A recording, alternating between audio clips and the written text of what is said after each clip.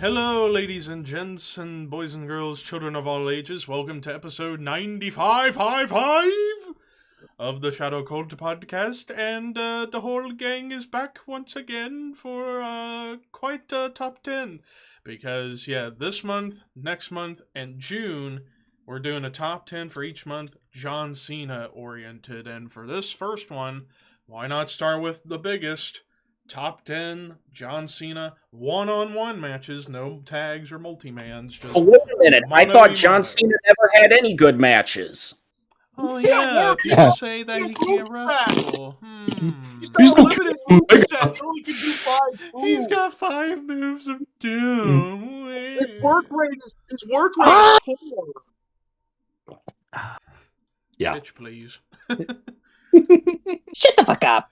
You know what I say to those motherfucking idiots? Won't they go buy volcano insurance? What would Krusty the Clown think about people that say John Cena can't wrestle? Oh, these people think that John Cena can't wrestle. They've never seen a clown show before. They think they know it's easy. They think they can just walk out there with funny hair, big shoes, go, there's more to it than that. I need a burger. What would Richard Pryor say if somebody told him John Cena can't wrestle? Broken Ricky. Wow. Dude, By the way, I thought this clown got fired. We now have Krusty the Clown along with Stu Hart and Terry Chris Funk. Barnes and Terry And Chris Funk Barnes. and Dude, I think about your Chris Barnes, and I die laughing. I was thinking about your Chris Barnes at work, and I started laughing to myself so hard. I was trying to hide myself. Volcanic bullshit, whatever. I just couldn't stop laughing. Like, fuck Ricky, dude. Wow. Oh, God. Think of Nikita Lyons. Think of Nikita Lyons. Nikita Lyons, yes. Nikita Lyons. I had a good time with her last week. Oh, wait, that was my dread. Oh, I'm sorry. Oh, my God. I needed to laugh. Barring any controversial circumstances, what would Bill Cosby say if somebody said John Cena?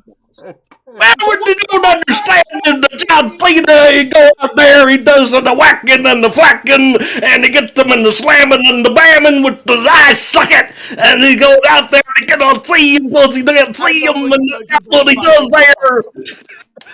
And when he makes I like pudding. But you gotta make the pudding! Don't forget the pudding! Kodak film! Yes, I like pudding. Would you like a what's your drink? topic tonight? What's in the drink? Don't ask what's in the drink! Anyway. I don't care what anyone says. I will fight for Bill Cosby himself, the comedy special, like I do John Cena matches. Yes. Bill Cosby himself is a fucking classic. It is brilliant. It is absolutely brilliant. Brilliant. Oh, my God. More controversy. Yep. And his 49 special too was also great. And Leonard Part 6. And Ghost Dad. And I like pudding. Why the fuck did we get on this tangent? Jesus Christ. Electric Company. It's all my fault, apparently, damn it. What would Terry Funk think of all this malarkey that we're talking about? Could you all please get focused on the subject matter at hand, which is we need to discuss the top 10 of a man you can't see. You can't see, man. Yeah. So top 10 John Cena one-on-one matches. Now, I will say, I've had my list made for weeks now, but even when I put it together, it was difficult because I'm still looking at my one of my two. I'm like, I don't even know if I want to keep it like that. I had a harder time with the coming up with the honor. Once I had the list down, the honorable mentions were so it was so nerve wracking. I'm like, you know what? My honorable mention is going to be everything else. Hell, when I put this together, I figured out you could do a top 10 of just his matches in 2015. Like, holy shit. Yeah. Yeah. But, so for those who say Cena can't wrestle, we got a shit ton of great matches that he has had over the years. All And remember, in our lists. You don't have to go over to get over. That's a big faction of my list. So John Cena can't wrestle. You need to submit you need to turn in your wrestling fan card because you don't know shit. Yep. Sorry. Yep. So with all that said, let's get to some honorable mentions. Now, I actually have 9 to start off with.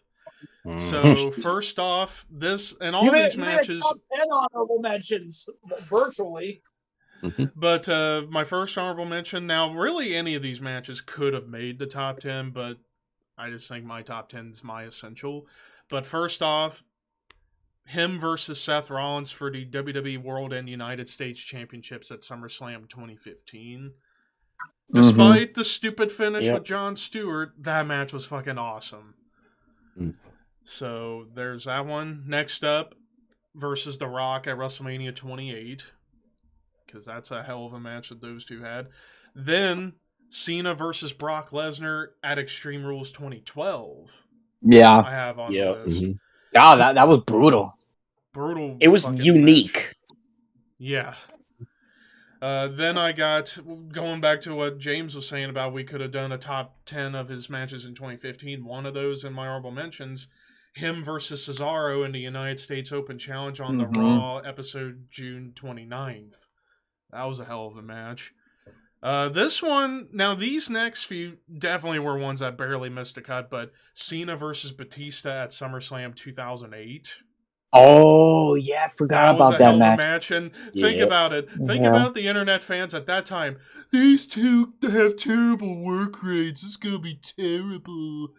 Yet they put probably, next to the Hell in a Cell with Taker and Edge, the best match on that card. So, despite Cena getting injured at the end with the powerbomb, but still, fucking hell of a match. Probably the best match those two ever had, neck and neck with the I Quit match from Over the Limit 2010, which could have made my honorable mention. Yeah. Then I got, for me, the best match he and Randy Orton had, and that was SummerSlam 2007 for the title. Because they had a couple of good ones in 2009. Yeah. Yeah, and the TLC match, but other than those, nah. But next up, his debut against Kurt Angle on June 26th. Yes, it's some honorable mentions. It's some honorable mentions. And next up, Cena versus Undertaker Vengeance 2003. Old school versus new school. And that was a hell of a match that those two had. And then my last honorable mention, and this one hurt to leave it off the top 10. Him and Umaga, last man standing at Royal Rumble 07. Just barely missed the top 10. But couldn't do this list without mentioning that match because, I mean, hell, we talked about it when we reviewed. Well, to be fair, we should have just made this a top 20 with how many matches. But could have, would have, should have. But James, if you thought my honorable mentions were massive to Scott, how about you fucking talk me? These honorable mentions are going to take up some of our list here, honestly. Yeah, I'm just going to go by quick. Kurt Angle No Mercy 03, JBL Judgment Day 05, Umaga Royal Rumble 07, Rock WrestleMania 28, Brock at Extreme Rules 2012, Cesaro February 17th, 2014, June 29th, 2015, July 6th, 2015, Monday Night Raw, Kevin Owens Elimination Chamber 2015, Battleground 2015, AJ Styles Money in the Bank 2016, Roman Reigns No Mercy 2017, and SummerSlam 2021. All right, Ricky. There you go. I'm just gonna go quick as well. Cena versus Taker, WrestleMania 34. Cena versus Big Show, WrestleMania 20. Cena Rollins, SummerSlam 2015.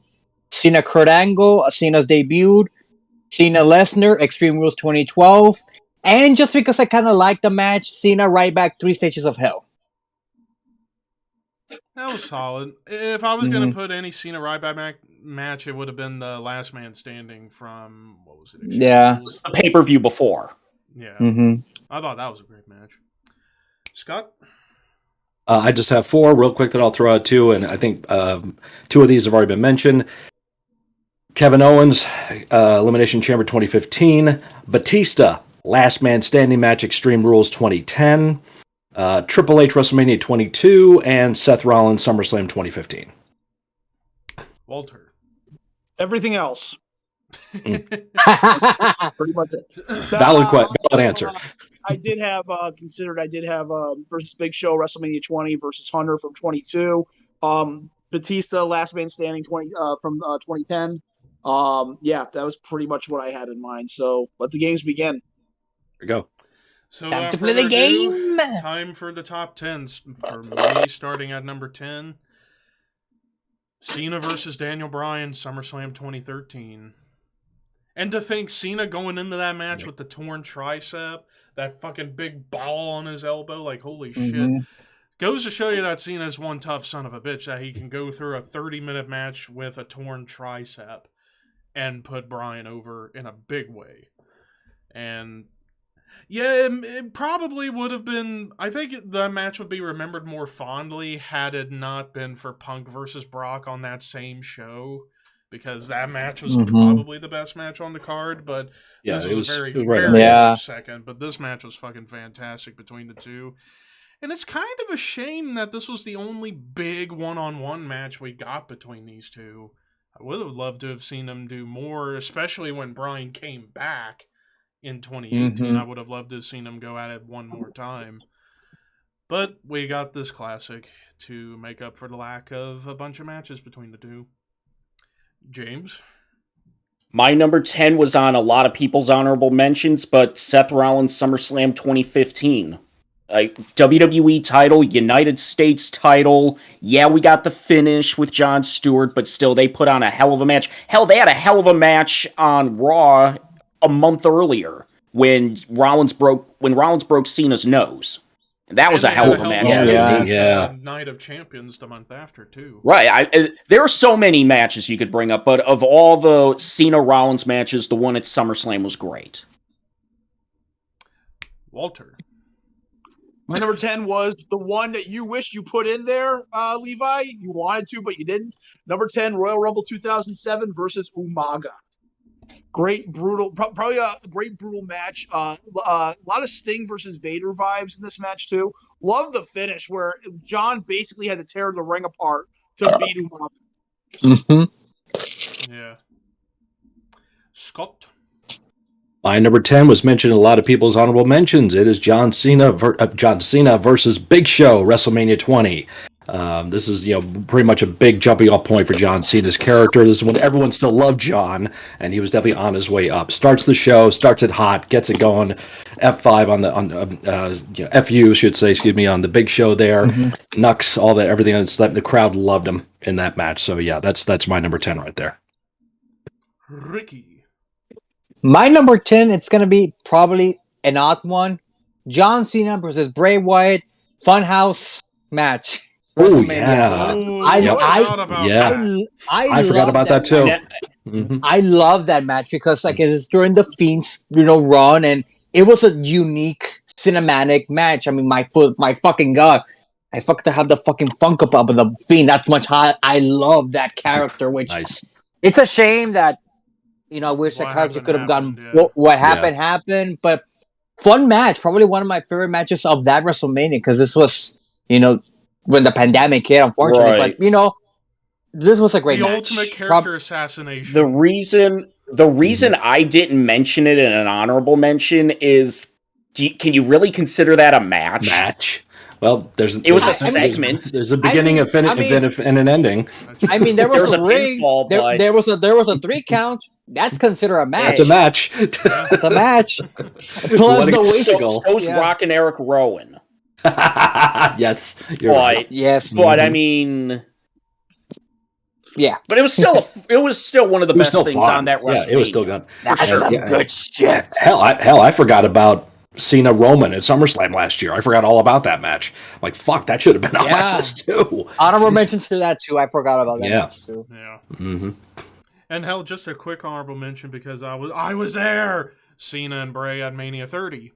That was a great match. Oh, that was a great match. I thought their third match was better. Not the cage match, but the one after that. That was They were playing the mind games even back then. Wait, was that the cage match with the kid came out and started singing creepy? With Jameson's kid. It was Jameson's kid. That's right. Jameson and Forget about that. they're on the autograph circuit. They're milking that as much as they can.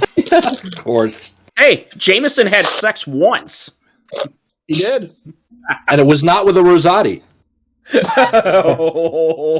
If you know, you know. You know. Were the bushwhackers there for him? Did they set him up with I see the bushwhackers in the corner of the room. Yeah! Did she smell like anchovies? That's all I want to know. What smells like ranch? That's all the white people in here. All right, moving number on to 9. Number 9. 9? For me, you can't have a top 10 one-on-one John Cena match list without having a match from, spoiler alert, best feud he ever had, Edge. The one that stands out to me the most, the TLC match from Unforgiven 06. Fuck you! Well, that's higher on somebody's list. Oh, damn. Aha!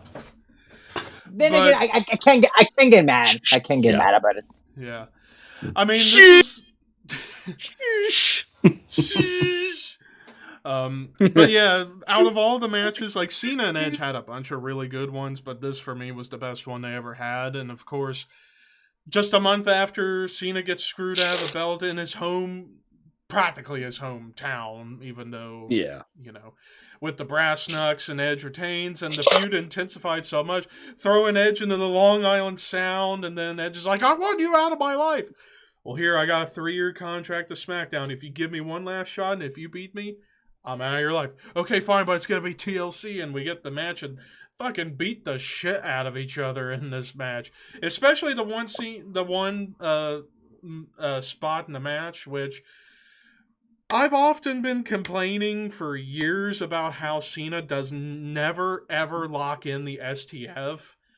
I now know the real reason why he doesn't is because of this match. Because he does it while he has the ladder in between and literally choked Edge out and knocked him out for a bit.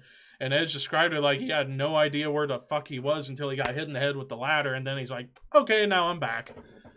So I can understand to a degree why he doesn't lock it in. But at the same time, if you're gonna do it, make it look like it hurts. And he's done it a few times in the year since, especially to Rusev, where especially one time with the ring rope wrapped around his face, I looked incredibly Oh, yeah. painful. Here's the thing: how many guys make the STF look actually like it hurts? I mean, Chono is probably Nobody now. Yeah, Well, Chono. I mean, with Regal. Randy, Regal. yeah. Regal does his own version of it, though. He doesn't do exactly that all the time.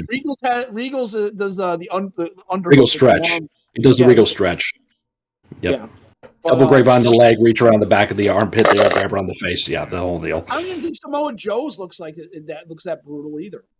It's not a very painful looking move. It never really was. Well, And what then, is it? of course, Lock it on fast, like, if you ever watch Chono in the early '90s when he puts on, it's like boom. He's like you're in there. Because he learned it from Lou Thez, There you go. the originator. Mm-hmm. But of course, the two big spots of the match was when Cena got dumped off the ladder from behind by Lita and went through the table right in front of his dad in the crowd. And then, of course, the finish where he gives the FU off the ladder through the tables. And you could definitely tell, like, as he was getting ready to pull the belt down, he looked at him like he was legit worried that something happened to Edge. And that's why he was so hesitant to pull the belt down. And even he still had that look of disappointment, like, why did I do that? But the match itself was fucking fantastic. Probably, for me, the best match these two, Cena and Edge, ever had. And they would have some great ones afterwards, like Last Man Standing at Backlash 09.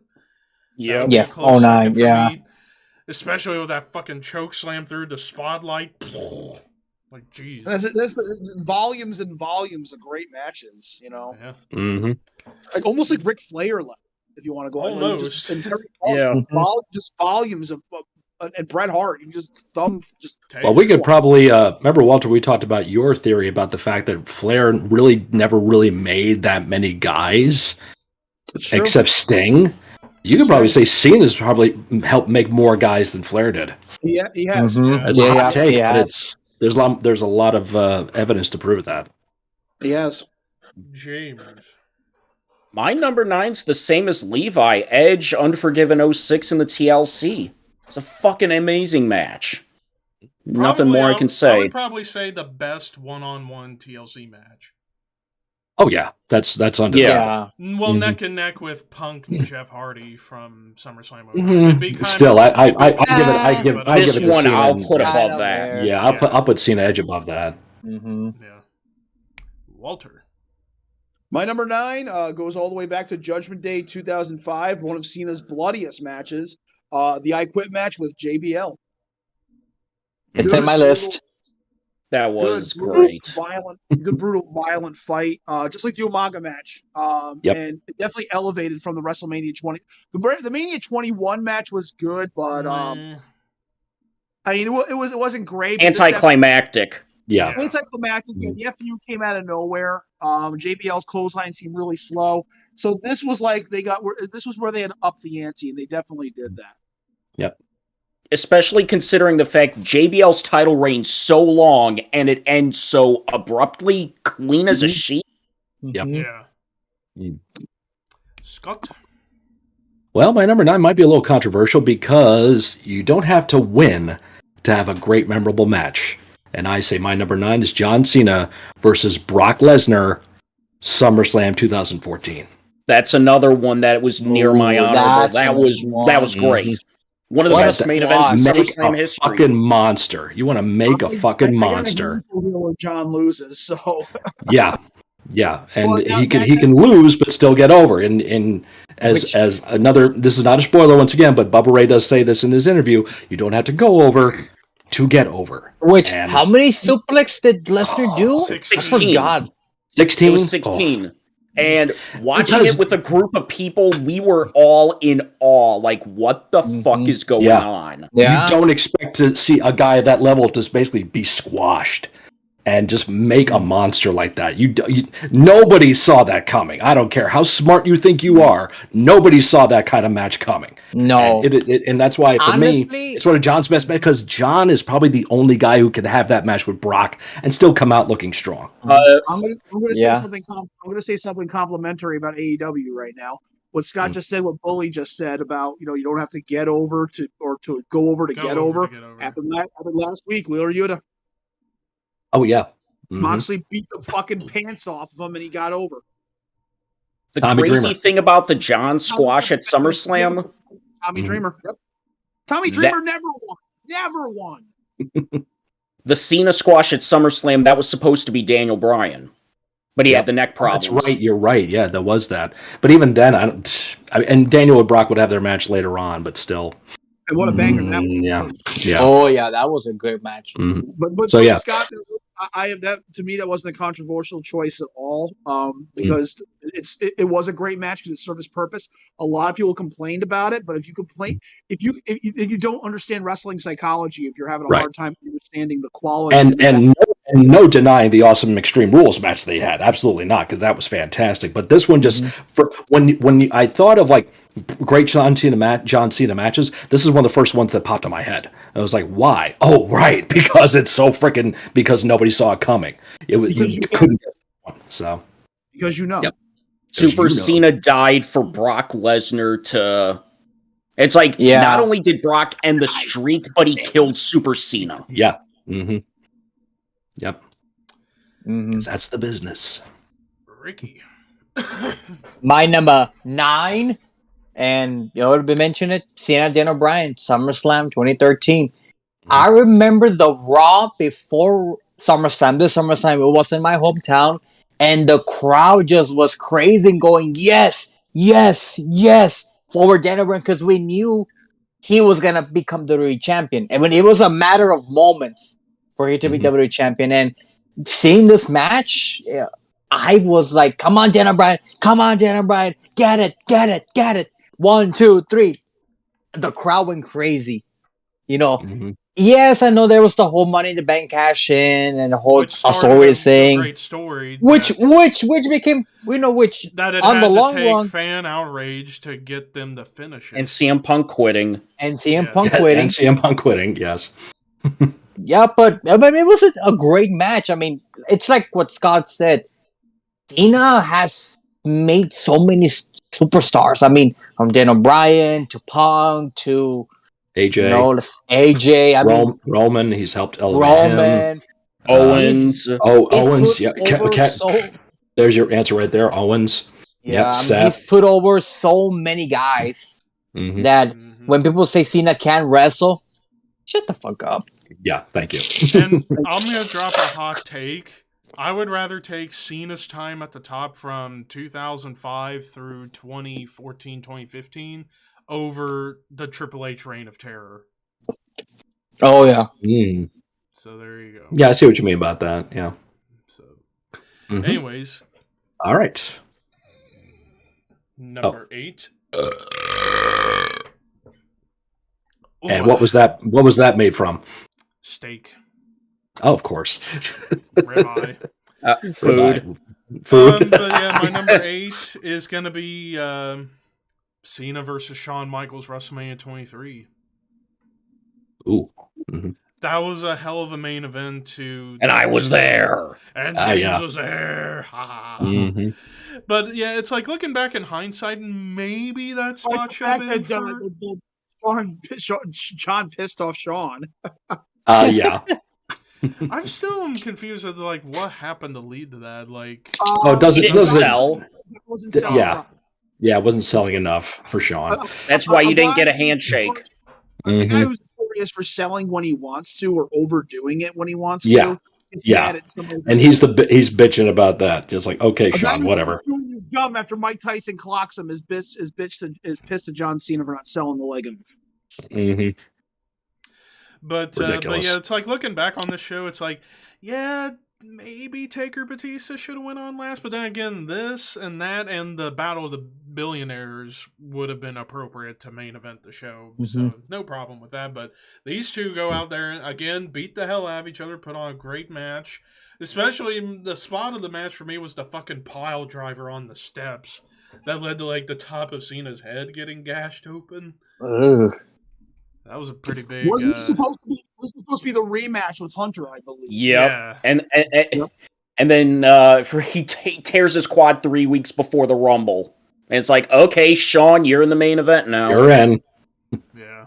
Which I've always wondered, if Triple H was healthy, you think that everything they did with Shawn and Cena, they'd have done with Triple H and Cena? Like, they'd have been tag team champions heading into Mania? Who knows? Would have been interesting. Yeah, it would have been interesting. Would have been interesting. Mm-hmm. But yeah, that's my number. This WrestleMania was the one I went to see with my dad. I went to my parents' house to watch this one. Oh. Mm-hmm. But yeah, my number 8, Cena versus Shawn, Mania 23. James? Great man. My number 8 was his match with Kevin Owens from Money in the Bank 2015. The second of their trilogy. Like, all 3 of those matches were fucking great, but I always thought this middle one was the best of all 3. Walter? Mine was Kevin Owens from Elimination Chamber 2015. Mm-hmm. What makes that one my favorite? I really don't know. I mean, just but just like James said, you know, that whole series. Again, going back to what Scott said, when Scott and I talk about Cena making guys, that's a program. I know Kevin Owens was a top guy in Ring of Honor, had a hell of a NXT run, but John Cena truly elevated Kevin Owens to that next level. Absolutely, and he's still there to this day. Yeah. He just main evented WrestleMania. Yeah. The way Kevin Owens' riding started with that match. Scott? My number 8, talking about making a guy in one of the most hostile audiences John Cena has ever performed in front of. One Night Stand 2006 against Rob Van Dam. Fuck you, Cena! Fuck you, Cena! Fuck you, Cena! Wow. Fuck you, Cena! Just John, it just shows also what the professional that John Cena is. So. He knows what he's getting into, and he knows that crowd's going to hate him. He doesn't try to babyface him. He doesn't try to get over on him. Fine, you hate me. Guess what, Rob? This is all for you. And Rob comes out like $1 million. The Edge, and incorporation, of course, helps the overall. Thank you, Edge. Come in what? Not long after he pinned Beulah missionary style. Thank you. we forgive that. Like, we hate John so much, it doesn't matter. Anybody could come out and smack John in the face. They would have loved him. But so it's a memorable match. Came out and attacked John, the place would have lost their shit. Who was that? Who would be? JT Smith. JT Smith.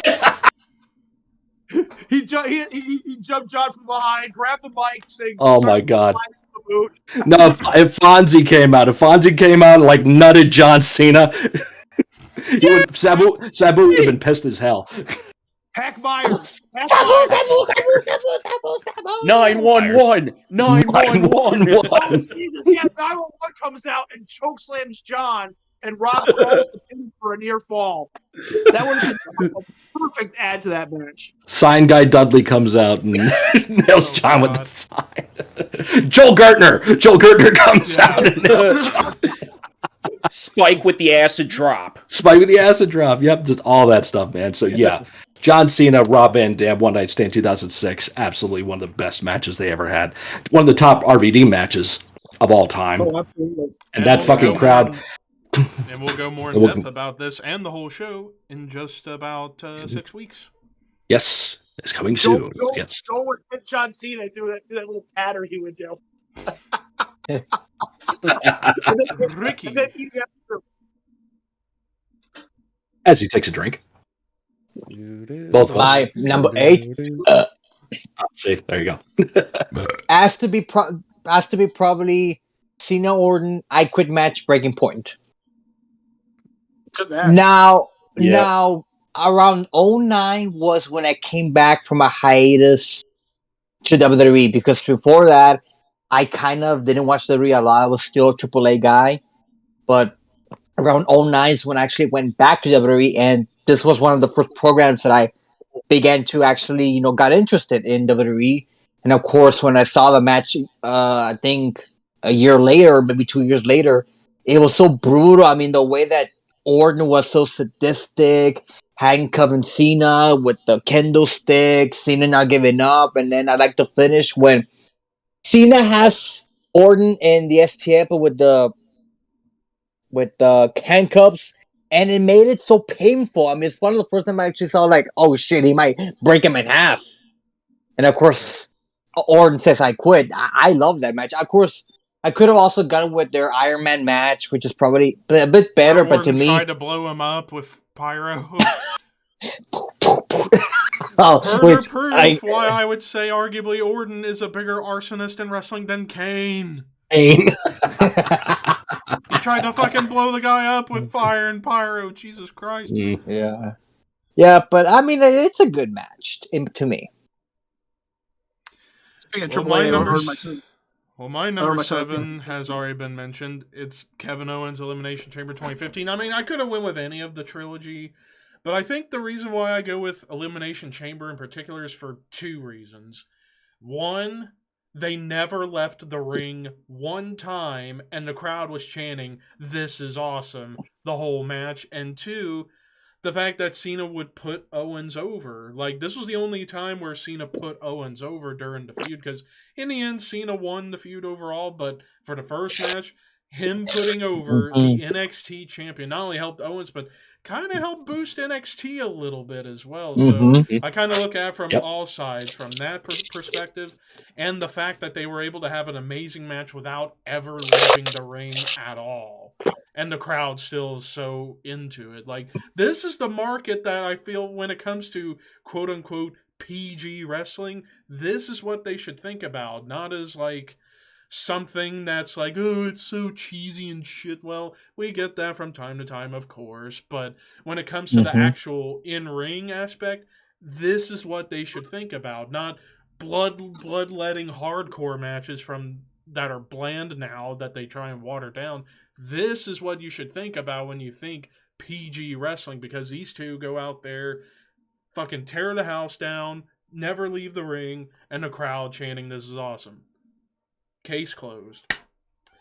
James. My number 7's already been mentioned, but the match with Daniel Bryan at SummerSlam 2013. Awesome match, puts Bryan over huge with a knee. Yeah. Mhm. First time in the running knee. Mhm. Walter. My number 7 was brought up in somebody's honorable mention. WrestleMania 28 versus The Rock. More so because it had that same kind of electricity that you saw in Hogan versus Rock, but Yes. also it was the better Mhm. match of the two matches they had. It was actually a really, really good match. Notable spot was towards the end was when The Rock did the flying body press and Cena rolled through it and picked. The Rock is a big man, mind you. Rolled it over and 6'5", picked up. 270. Yeah, 99% muscle, 1% teeth. Yep. Yeah. Smile.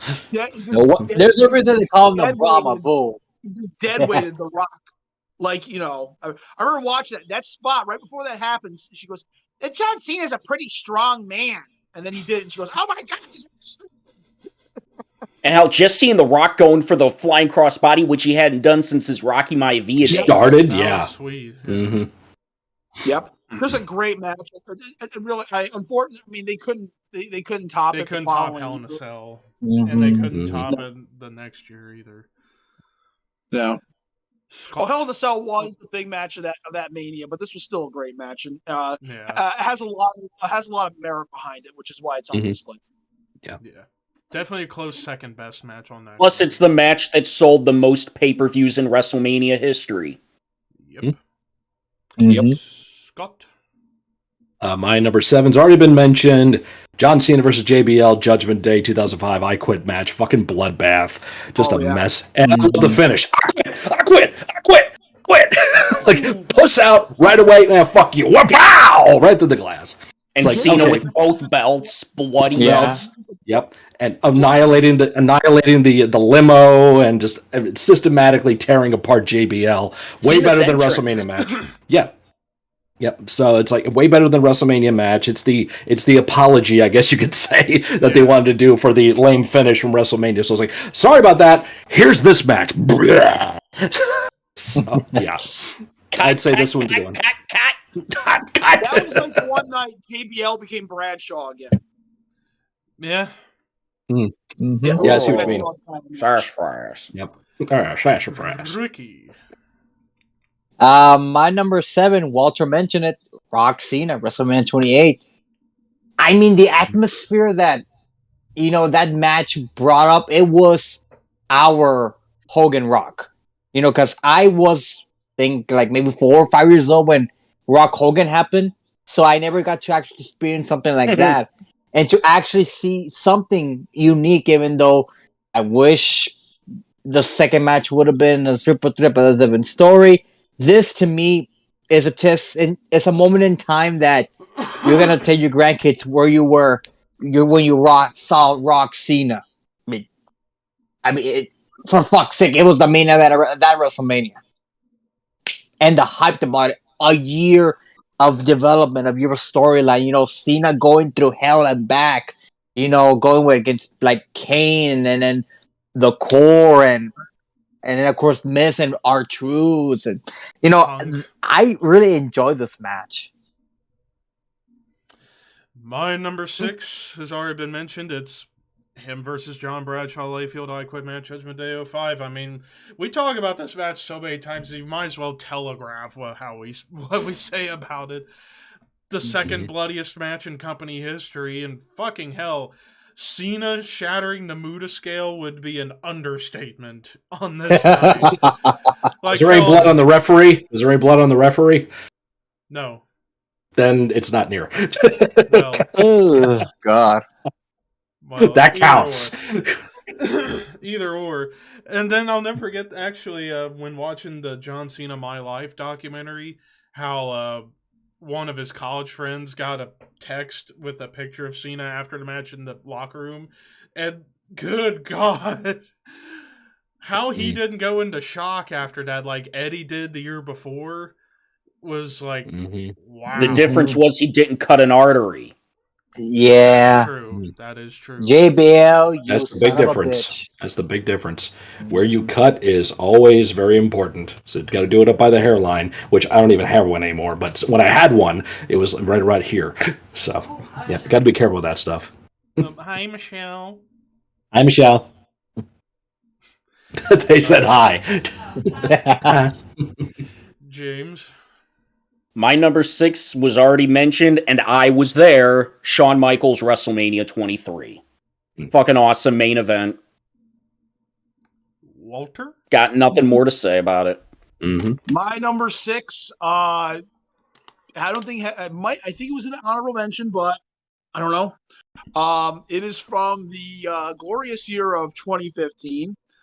It is from Monday Night Raw, U.S. Open, U.S. Championship, Open Challenge versus Cesaro. Great match. Yeah. Once again, elevating a guy.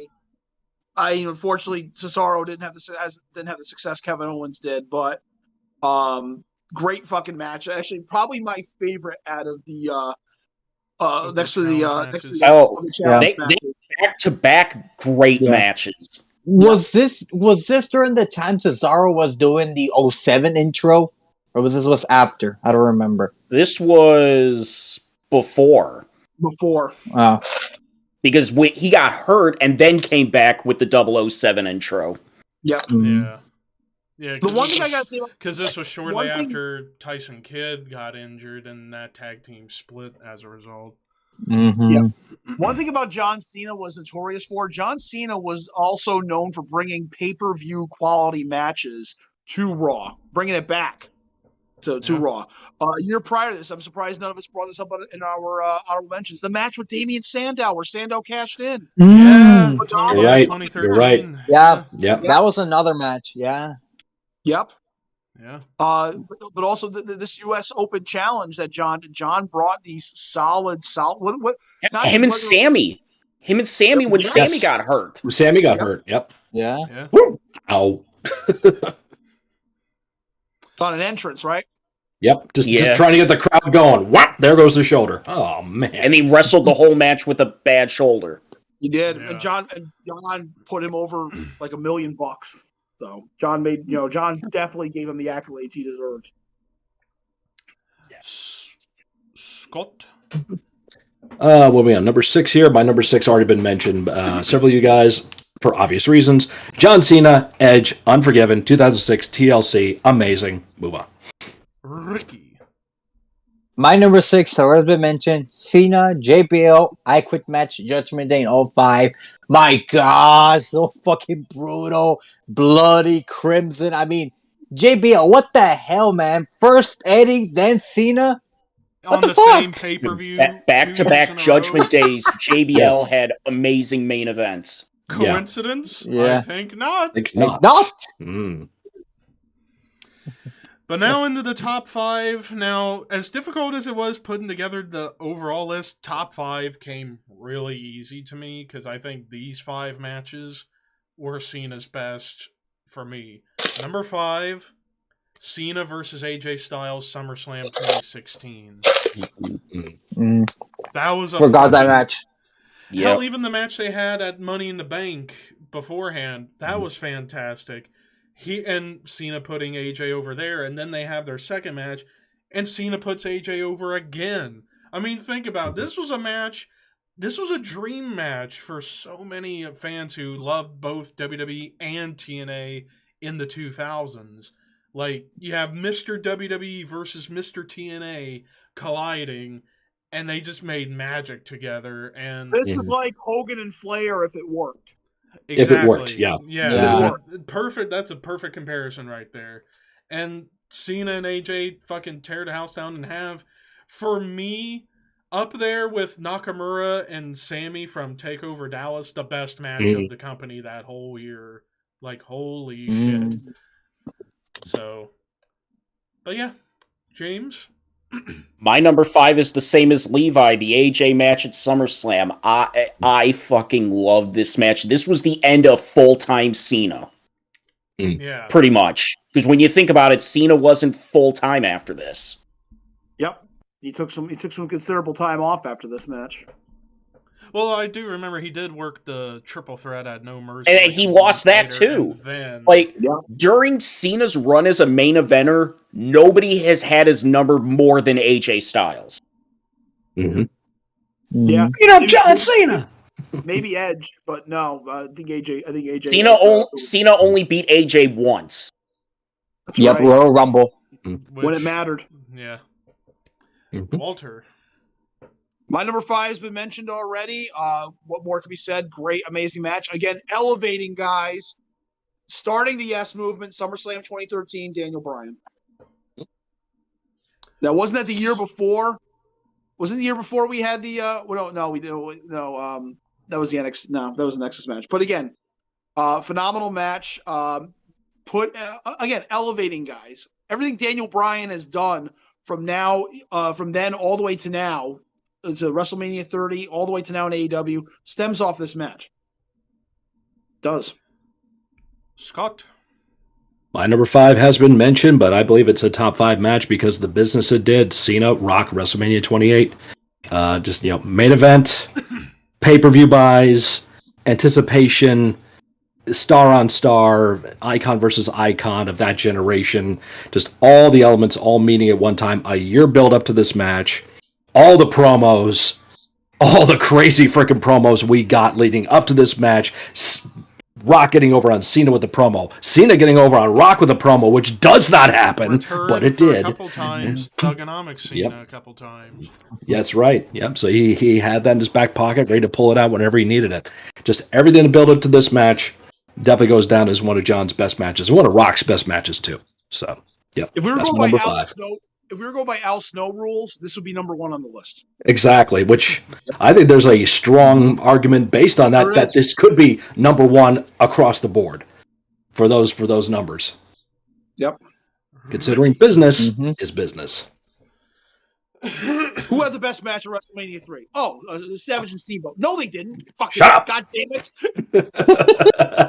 Oh, they didn't. Fucking idiots. I'm trying to remember the card. Go ahead, Ricky. Sorry. My number 5, Cena Umaga, Royal Rumble 07, Last Man Standing. We talked about, what Cena did with Brock in SummerSlam 2014. I felt if Umaga would have won this match, that's what would have happened. Because Umaga this time was a dominant beast. I mean, no one could defeat the motherfucker. I mean, come on. I mean, even though Umaga lost, he didn't really get buried.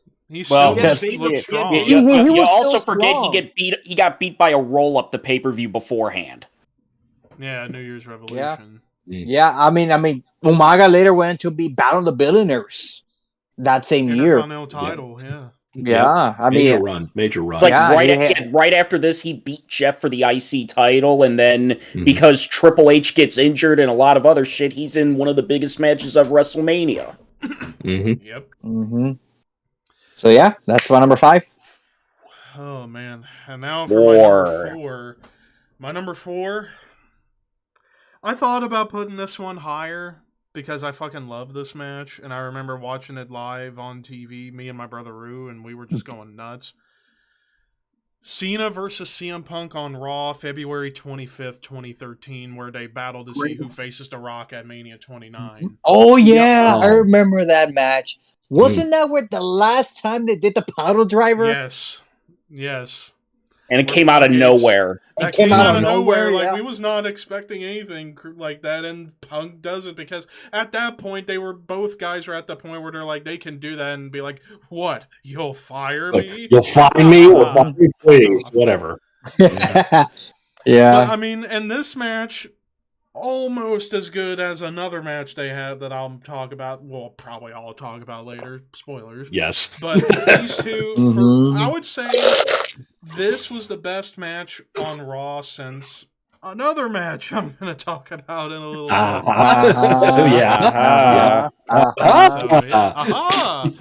But in all seriousness, like, I mean, talk about like a hell of like the stakes being super high. It wasn't for the title; it was for a chance at the title. And these two, I mean, Punk and Cena. Can you name a bad match between these two? No. So there you Can go. we arguably say that? Can we arguably say John Cena elevated CM Punk? Yeah. No argument about it. It's true. With It's another true. match, which Yes, spoilers. we're going to get to that probably. Mhm. James.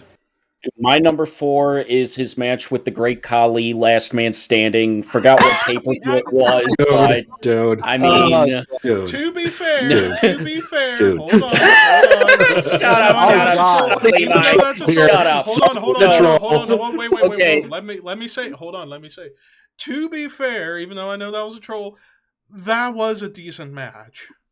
I will say But that was a decent match. Not on this list. Not No. on this list. Dude, my number 4 is the same as Levi. I think Levi stole my top 5. I think he did. I think, dude, yeah. Yeah. The bots! The bots got to him! Yes. But no, the match with CM Punk Raw February 25th, 2013, in my opinion, second best match in Raw history. Mm-hmm. Walter. My number 4, Royal Rumble 2017, AJ Styles. Mm-hmm.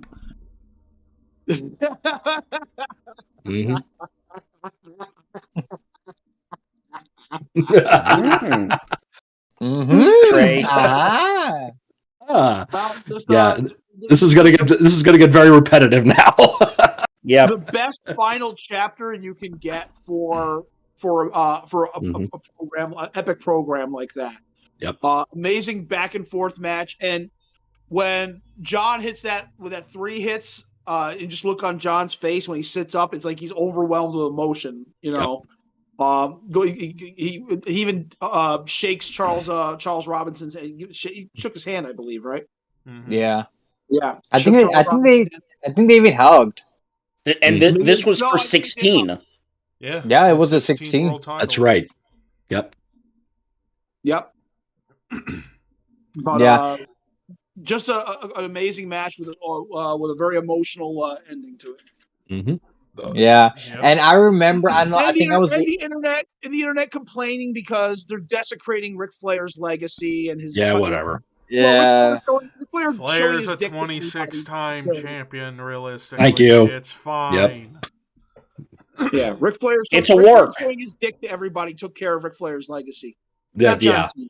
And even Flair wants Cena to break the record. Mm-hmm. So there you go.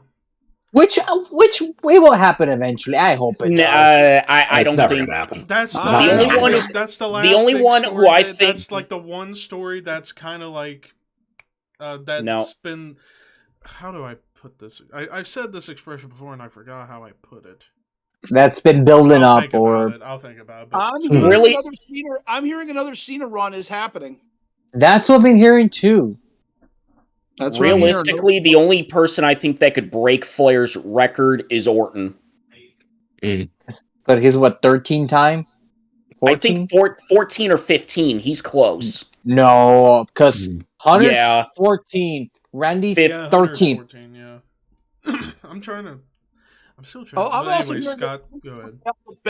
The belt is staying on Roman until WrestleMania next year. It's going to be there for a while. Dude, Yeah. a fucking 2.5 year run. Unheard of. Dude, in this era, it's like the last time a belt stayed on this guy for this long was 35 years ago. Yeah, which was what? Pedro Morales? No, it was Hogan. Hogan had that 4-year run. Hogan had 4 years, yep. And that was the last 84 to real 88. territorial run in the WWF. Honestly, I know we're going off topic, but I wouldn't mind if Reigns beats the record. I doubt it'll ever happen, but Have him break Bruno's record? That's not Bruno. No, I mean way. that's never gonna happen. No, but that's never. But gonna happen. maybe like Mm-hmm. no, but maybe like I think it's Reigns, and then I think it's either Bob Backlund's record or Pedro Morales' record. It's Pedro is at it's Hogan, Pedro, Backlund, and Bruno. Mm-hmm. And Bruno had 2 long reigns. Right. He had an almost 8-year run, and he had like a 3.5-year run as well. Mm-hmm. Yep. Now I remember the expression I was going to say. Like, that's like the one loose end for Cena's career is to get that 17th belt. No, the and loose end turn is it into a story where no, you could the build loose somebody end. up to beat him. This is my personal opinion. The loose end for Cena is the Intercontinental title. You want to fucking boost? You want to give a shot in the ass to that belt? Put it on John and do the open. He did it with challenge. the U.S. title. He did it with the U.S. title. So put it on him. Do the open challenge. Slam as well. Have him just have great matches with people on television every single week.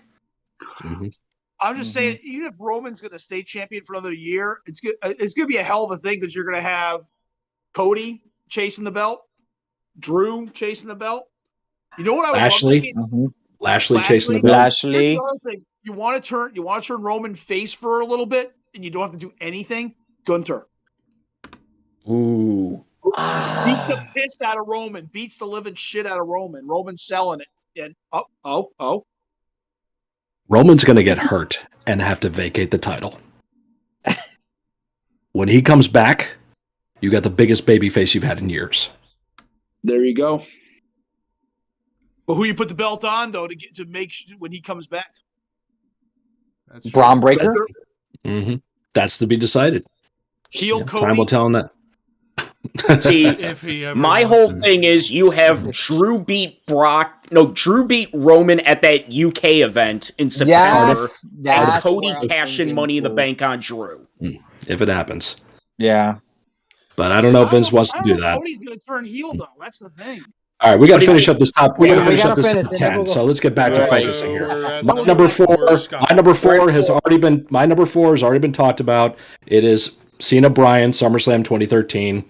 Yes Movement begins and everything starts from there. All right, Makes number Bryan three. that night. Ricky has to do number 4. Number 4, Cena versus RVD. All right, number 4. All right, there you go.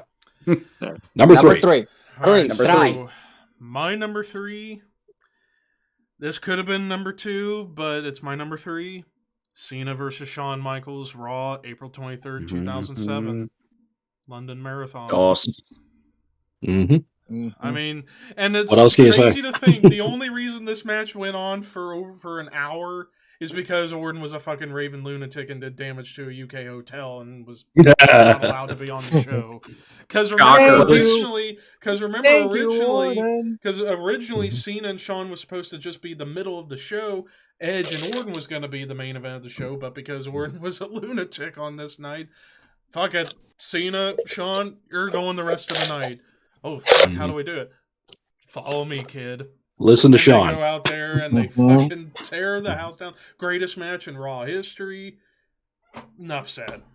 And doesn't get mentioned. It doesn't get mentioned enough in the because it's not a pay-per-view. Because it's not a pay-per-view and it's not in America. That's why. Yep. James. My number 3, the match with AJ at Royal Rumble 2017.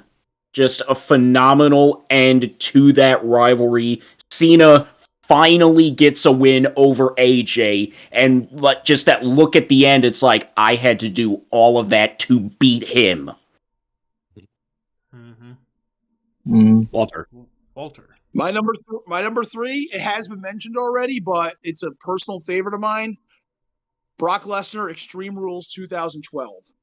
Fucking hard-hitting match, and a match John needed because that was right after WrestleMania 28 where he lost to The Rock. And it also just shows you who better than Brock. Everyone says Brock is selfish. Brock came back to put John over, get him back going. A lot of that was a test. He killed him years later. But also, this is a hard-hitting All Japan style. Both guys bled. Both men bled. What a finish, though, too, on top of that. When this happened, when the night after WrestleMania, when Brock jumped Cena, I'm like, oh, God, poor John. I thought John was done for. I'm like, Brock's back. He is not. There's no way they're going to have Cena beat Brock in Brock's first back in the company. But no, huge surprise, big comeuppance, great match, great promo by the end of afterwards by John, too, although he didn't take time off. He took one night off. Took one night off. Because he wrestled the next pay-per-view, which that's going to be on another list next month. Yeah. But my personal favorite out of their matches together. Their first match when Brock was champion, back in 2003 Backlash, that was a great match too. That was a good match too. Yeah. Again, honorable mentions. With everything the else. roles reverse, Brock faced Cena heel. Yeah. Imagine that. Scott?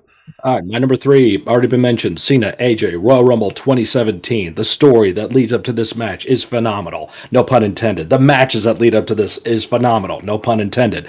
Why is it phenomenal? Because AJ's in it with John. It's the dream matches like you talked about, and we didn't just get one. We got all these matches that were very hard to pick from. And personally, with my list, I tried to pick one opponent.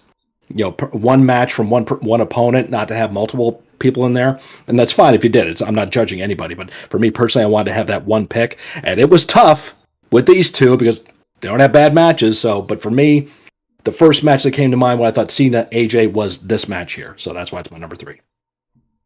Ricky. My number 3 is John Cena versus HBK Raw. My God, that's such an amazing. I could have gone with the WrestleMania match, which it's a close second, but to me, that match almost an hour. My I was like, how God, do you top that WrestleMania match? This is how. This is how. You go 55 minutes. Yep. I was like, milk, give me more, more. All right, number 2. Number 2. It's Cena AJ Royal Rumble 2017. I put this over the London Marathon match because I feel this match has more emotional weight for me. Because, like, again, another case where I'm going to also say it here. I think in terms of all matches in the entire company that year, this was the best one. Better than any great takeover match. Because holy shit. Again, in front of a large crowd of about 40 to 60,000 people in San Antonio. And holy shit. And Cena finally getting the 16th title reign. But I still argued the one loose end in his career is to get the 17 and see what the hell they would do with him afterwards and who can he elevate to give the belt to. And then retire on that. But you never know. But this match, amazing. Probably, we got one other, but we'll get there. James? My number 2's the Shawn Michaels match, April 23rd, 2007, Raw. Next Saturday is the 15th anniversary of that match. That's right, it is. And it's in my opinion the greatest Raw match of all time. One of my favorite television matches of all time. Is just phenomenal. Walter. Same. Scott? Same. Now, I assume, because Ricky said he has the TLC match at number 1, we might as well all talk about Ricky's number 2 and everybody else's number 1 here. Wait. No. Why do you think I'm saying that match? Dude, he's going to go with another great Khali match, right? Yeah, of course. Yeah. You're picking Rusev at 31, aren't you? No. You're picking Rusev from Fastlane. No. No, you're picking Rusev from Battleground 2017, the flag match. Oh, yeah. Oh, wait, Baron Corbin's SummerSlam 2016. Oh, that's it, yeah. No. John Cena versus John Laurinaitis. John Cena versus Kevin Federline. I can't even say it with a straight face. He couldn't even do it. He tried. He tried. John Cena versus Chris Jericho from Vengeance 02. John Cena versus Amy Schumer in bed, train wreck. He was actually inside me. That's right. No, okay. but that's tremendous. Seriously, number 2. Yep. Kennedy. Except he wasn't using that theme at that No, show. he wasn't. Yeah, No. His fire burns. Not yet. But Good old kill Ricky's switch number engaged. 2. Everybody else is Number 1. Everyone's number 1. Yeah. Unless Walter's going to troll us with the number 1 pick. Oh, he's thinking. He's thinking. His dad. Yes, Cena So why don't we have Ricky talk about his number one, then we can all talk about the other match. Yeah. Okay. Yeah, Let me yeah, just talk yeah. about my number one. Unforgivable.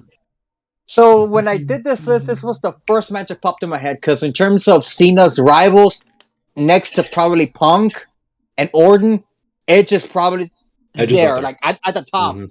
To me, Edge was the perfect antagonist for Cena because Cena, he wasn't Super Cena, not yet. No. But the crowd needed a bad guy to kind of like the Joker to the Batman. He needed a Joker, and Edge was perfect for that role. I mean, when he cashed in on Cena in a New Year's Revolution, after he had an amazing match in that Elimination Chamber with Carlito, Shawn, Masters, Kane, Angle. Kurt. Yeah, but again, and then of course the storyline, Edge going to Cena's hometown, slapping Cena's dad. That once you said once you put this, I'm in the business now. Yep. No, but and then of course the match itself being in Edge's hometown now, Toronto. and he was like full on Punk before Punk was Punk. That same atmosphere. Edge had to hold it back, like, yeah, don't cry. I'm a fucking heel. I'm a fucking heel. Yeah, because you can literally see Where was Edge's this when I face. came back from my neck injury? I mean, you can literally see Edge's face when he's going down the aisle in his hometown. Everyone's cheering for him. He's like, feeling it. he's feeling it. I mean, like, yeah. Hate And me, of course- hate me. Where's a puppy? We'll eat it. and of course, the match was amazing. The finish, which again, that face in Cena's looked like, did I just kill him, man? Mhm. No, but yeah, that's my number one. But now, Punk, Real Now- number one. Real number one. yeah, the real number one. I mean, we What talked else? about this Hey. match at length when we reviewed this show back in the early days of this podcast. And, I mean, everything leading into it, the pipe bomb, the promos with Cena and Vince, and, like, Cena's like, no, if you fire Punk, I'm gone. You give me the match. All right, fine, you got it. But if you lose, you're fired. And then the contract signing. Cena, you have become what you hate. The New York Yankees. Your Yankees. Franchise, you're the man. I love that promo. I love that segment when Punk and McMahon are there. son of a bitch. And What? And, What? What? If there was ever appropriate time, what? This is the greatest night of my life. You're winning 3 World Heavyweight Championships. Vince McMahon finally apologizes to CM Punk. We're gonna work on CM Punk the movie. Oh, and I want you to The bring back ice the cream ice cream bars. Ice cream bars. We See, it's want made $1 million ice cream. in ice cream sales. We want ice cream. I don't give a damn what you all it want. only took 10 years That's for that the to happen. problem, Vince. Yeah. But then, of Oh, course, I know. the match I don't want a itself- jet. I don't want your stinky ass jet. I want a new one. I want the turnbuckles to be on my face on. I want advertisement, movie roast. What else did it say in that promo? I just love that segment. But And back then to the we match. and then the entrance, like Punk debuting the badass best in the world shirt that I wish I had gotten. Thankfully, I did get the second best one, the In Punk We Trust shirt. But yeah, It was like the one with the date on it. That's the one that everyone wants. Yeah. And then we get, and of course, in Chicago. So this is almost like the new version of what happened at One Night Stand 06. Crowd absolutely against Cena, all for Punk. Yep. And these two go out there and put on probably If the Punk best loses, match. we riot. Right. Yeah.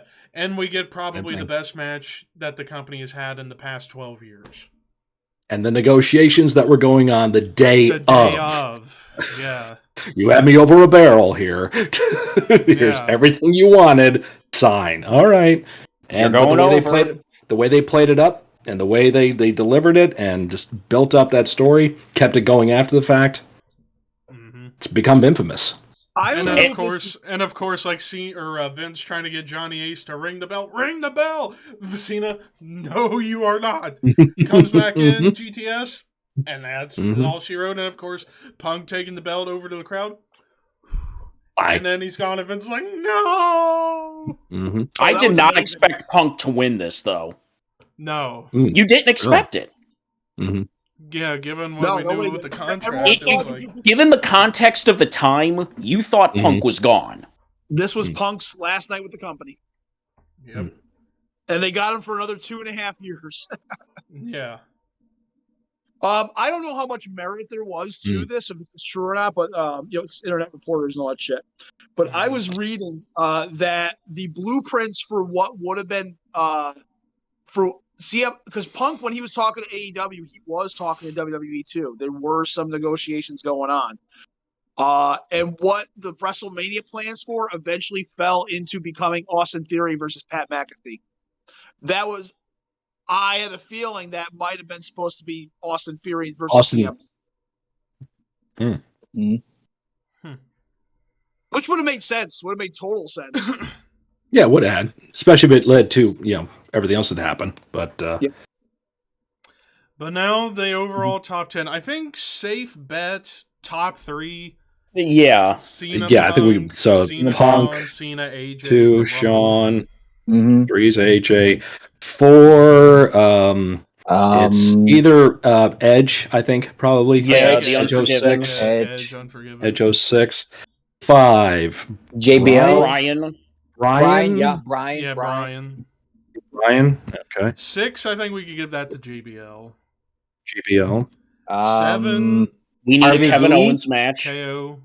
KO. 7, we want I to do think KO. most of us had Elimination Chamber. I had as a I had it as an honorable mention, so it's on there. Right. We got to have a Brock match in there. So Yeah, do you think The Brock Extreme Rules. Extreme Rules? Okay, so Brock Extreme Rules there. Umaga. 9. Umaga. Rumble 07, number 10. Let's see. Was there anything else here? Because I didn't have Umaga. RVD. Doesn't mean it's wrong. I'm just checking to see if there's anything else on there here that is, was. so we didn't say put. I think maybe 9 should be Rock. Yeah. From Okay, 28. yeah, I had that in an 28. honorable. Yeah, I had that as a top 5. Now for 10, I think it's going to be between Umaga, RVD, or maybe even AJ at SummerSlam. We already have AJ on there once, so we don't want to touch So it's Umaga. Okay. Umaga, I think is. Yeah, let's give it Umaga. Yep. Let's give it Umaga. Umaga. That's right. So the combined Shadow Cult top 10 of John Cena's greatest one-on-one matches. Number 10, Umaga. Number 9, The Rock. Number 8, Brock Lesnar. Number 7. These are all one matches too with one person. That's why I'm not going into the details. Number 8, Brock Lesnar. Number 7, Kevin Owens. Number 6, John Bradshaw Layfield. Number 5, Daniel Bryan. Number 4, Edge. Number 3, AJ. Number 2, Shawn. And number 1, CM Punk. There you have it. Yeah. And that's all she wrote. And there were so many matches that I forgot to mention, like the Cena Eddie of Street Fight. They Thought had of that one. Brawl. Thought of that one. Was an Yeah, amazing the one. I thought of Latino that. Heat parking lot brawl. Yeah. Yep. Yeah. That helped make That John. would have been a great one. Yeah. Mm-hmm. Hell, other ones I forgot That's what I about said, that could have made the list. John brought high quality main event matches back to Raw. Cena Mysterio WWE Championship match. That was another decent match. Yeah, the week after Money in the Bank. Him and Punk from Night of Champions that ended in a draw. Yeah. That was a great match too. Honestly, the Punk series and the AJ series are probably the two best series. Well, Shawn would be up there too, because even they had another amazing match on Raw in like 2009. I forget. Yeah, it was right before the Rumble or whatever. Yeah, that was during Shawn as JBL's servant. Oh, okay. Yeah. Or even that Brave Cena Taker match in Raw. They had that thing for a while there. Cena and Taker on SmackDown had good matches. Tournament semifinal. Yeah. Heading in the Backlash. That was a great one too. I'm trying to go through all of his Him and Angle, some good matches. Him and Angle, yeah. No Mercy, Cena's debut. Yeah. Survivor Series. No Way Out 2005. They had a great one there too. Yeah. I'm trying to remember, did Cena win the US title from Orlando Jordan? No. No, Orlando No. beat But him. He for it. dropped it to Orlando. Oh, okay, in, yeah. Yeah, and that was when they blew the spinner belt up and brought the old belt back. Yeah. Oh, right. Which I always believe Cena should have been U.S. champion heading into Mania and have him Yeah, have he both should've. belts. Mm-hmm. Yeah. Ooh. And I'd make an argument for maybe his most underrated match. Him and Mark Jericho. Henry. Yeah. Him and Jericho at Oh, SummerSlam. God, yeah. Mm-hmm. I would also Really, make an argument. I would also make an argument. I would make an argument that Cena's most underrated match would be Mark Henry Money in the Bank 2013. Oh, That's a yeah, match. I remember Yeah, that. that was yeah. really good Probably too. Mark Yeah. Henry's best match. Possibly. Mm-hmm. That was a hell of a match. It's just the timing of it was strange because you was going to have Cena go up against Bryan, but this was right after Mark cut the amazing fake retirement promo. Yep. I almost wish they would yeah. have saved it until after SummerSlam, and if Cena would have gotten the belt again, drop it to Mark after that because that would have been brilliant. Cena Ziggler TLC for the Money in the Bank briefcase. That was a great one. Yeah. That was the ladder match Mhm. at TLC 2012. Yeah. That was a great match. Although it doesn't get remembered as much because that was when the Shield Team Hell No Ryback match happened. Yeah, I mean that's what's remembered for. Cena never wrestled Ambrose, did he? Not in a one-on-one match. Yeah, he Not did. that I recall. Yeah, they did. They did. Winner I don't remember. faces Rollins in the Hell in a Cell. It was a pink slip on a pole match. No, not a pink slip on a pole. It was a contract on a pole match that Cena just let Ambrose win. Oh, Okay. So I they didn't remember that one. have a match. Okay. No. Yeah, I forgot another SmackDown great. Him and Nakamura before SummerSlam 2017. That too. Yeah. Winner gets yeah. shot at Jinder. Yep. Where he Was that when Shinsuke dropped John on his head? Yeah. And it was like, don't feel bad. Yeah. Don't feel bad. Yeah. Yeah. Vince was losing his mind, but Cena was like, "It's fine. You're okay." I'm good. See this neck? I can take a lot. Yeah. Because Shinsuke is used to guys flipping out of that. John can't do that. Yeah. try to remember. The times I actually saw Cena who he wrestled with. Let me see. You have to do a little research. Yeah, do a little research on some other ones. The Google machine. Yes. Mm-hmm. Go to my Twitter machine. I know he did a match with Ryback at a house show, which this was, I think, when House shows don't count. I know, Yeah. but I'm trying to remember more. Unless titles change hands. Yeah. Yes. I just remembered a couple other ones. Him and Rusev in the I Quit match. That was Probably one the a best hell of a matches match. too, yeah. The Russian chain match. Got it. People hate it, but looking back on it, I just remember watching this about a month or two ago. Vengeance 06, John Cena and Sabu. The Lumberjack. That was Extreme really Rules. good. That was another great And match. now the other one I remembered. Him and Lashley at Great American Bash 07. Oh, yeah. That was a good one, too, yeah. That was a great one. It's one of Super Lashley's AA. better matches. Yeah, and that was like the night before he got injured. And we noticing the thread with that was this guy's best match. Oh, that was this guy's greatest match. That was this guy's best match. All with John. So here's another one. Cena Miz I Quit match. Yeah. Where you had that was when after the cage match. John had won the belt. You had the false finish with the recording of him saying "I quit." No, was that? I think that was that. No. Oh no, I'm confusing it with R-Truth when Henry and Joe broke the ring, and I think Cena wrestled a match. That was Alberto. It was Alberto? Yeah. How about Triple H and John Cena, Night of Champions 08? Yes. That was better than their Mania match. Yeah. And how about let's go back to 2015 again? Probably Ryback's best match, Extreme Rules. Oh. That was 2013.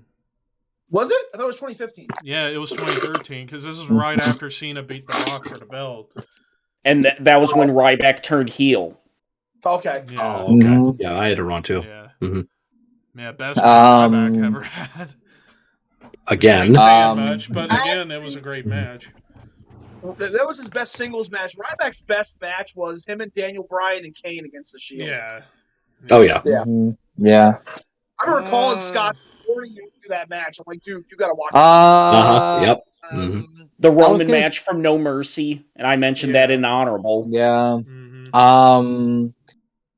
I was gonna say Kane, but I mean that match with Yeah, Kane he they had. never Matches, but clicked. nothing. They never. I mean, good matches, No. but yeah, nothing No, I was like, fantastic. no. But how about before we move on? How about dream opponents we didn't get to have with Cena that were realistic that we didn't get? Number one, Samoa Joe. Yeah, That never should happened. have happened at That some should- point. they Right. should have. Number Well- two, I brought it back with Dean Ambrose. Yeah. Did no, they kind of wrestled for. I was gonna say Chris Masters, but no, they kind of did They have a wrestled little quite bit of a lot feud. in, like, And that's 05. not really Yeah. a dream. No, it's not Yeah. a dream. I know. I'm just trying. Him and Flair never about- had a how match.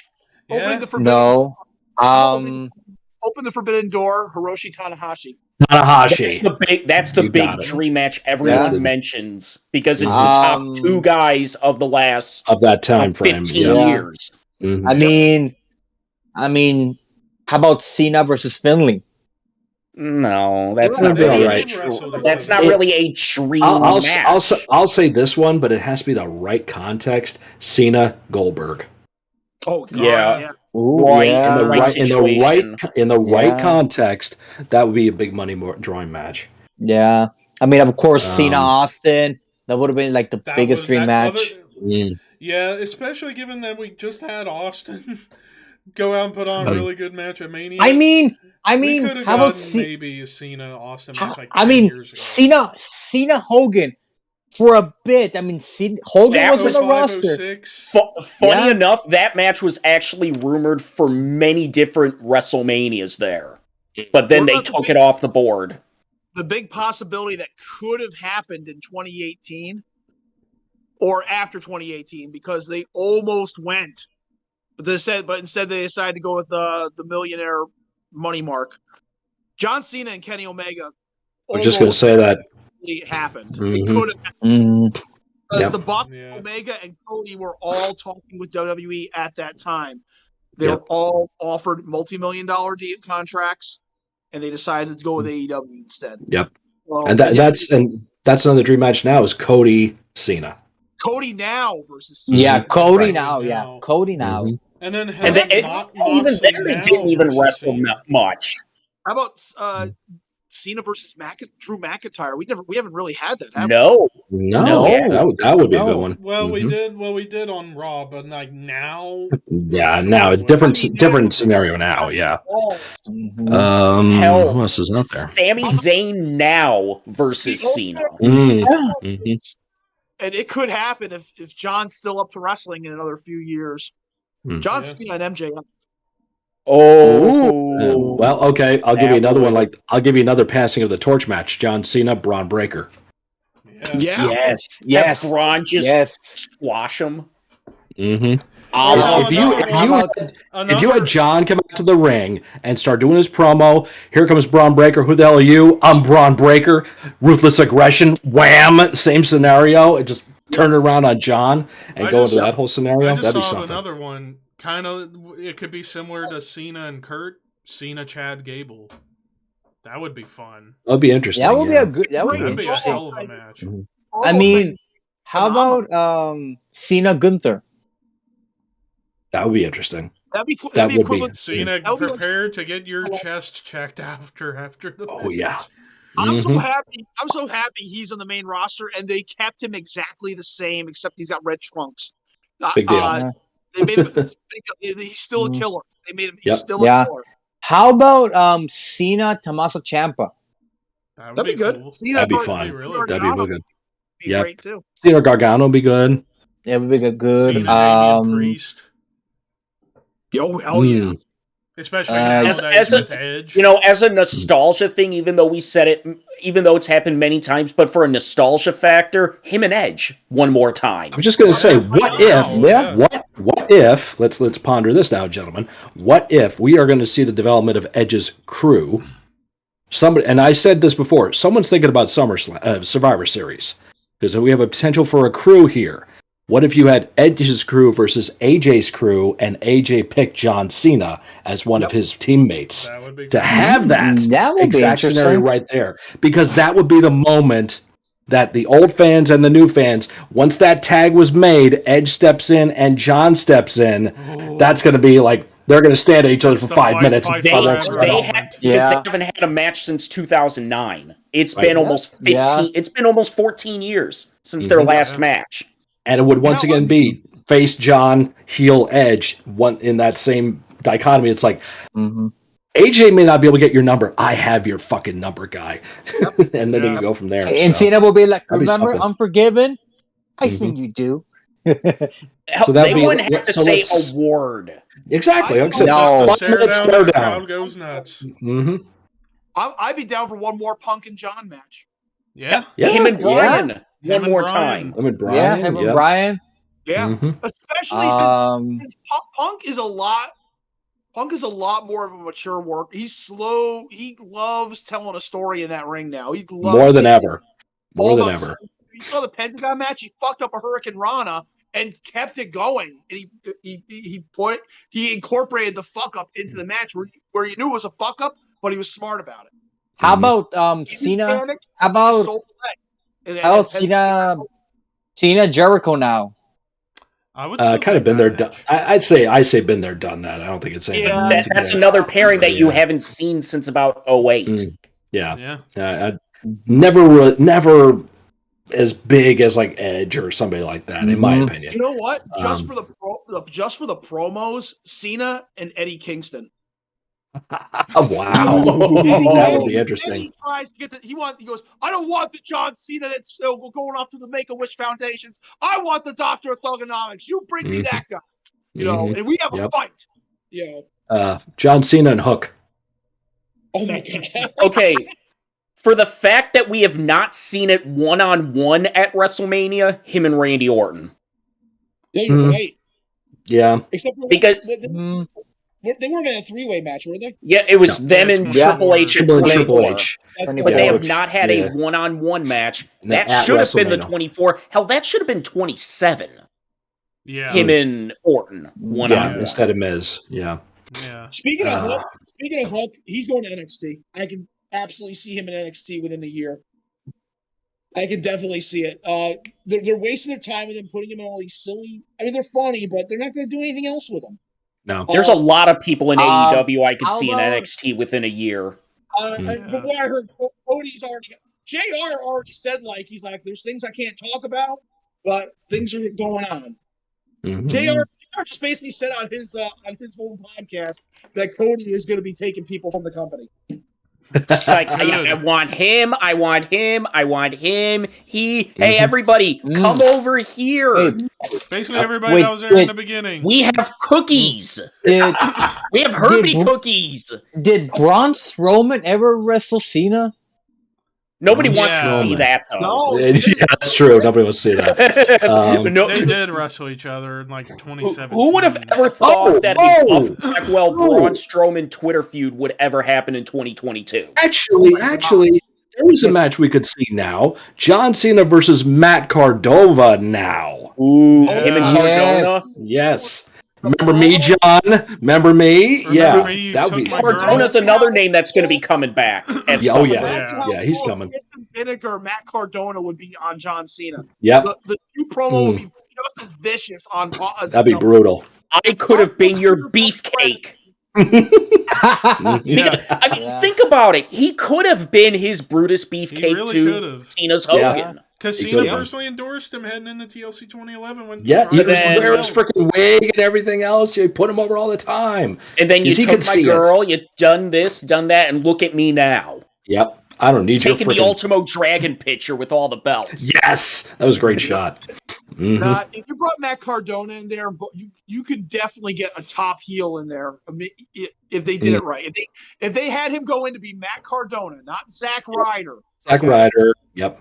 You know, I mean, he can still be Zack Ryder. Zack Ryder is dead. Long live Matt Cardona. They'll bring him in. His name will be Zack Ryder, but he will be Matt Cardona. His persona will be Matt Cardona. He'll be acting like the because remember the memo came out this week. Vince doesn't want guys using their real names anymore.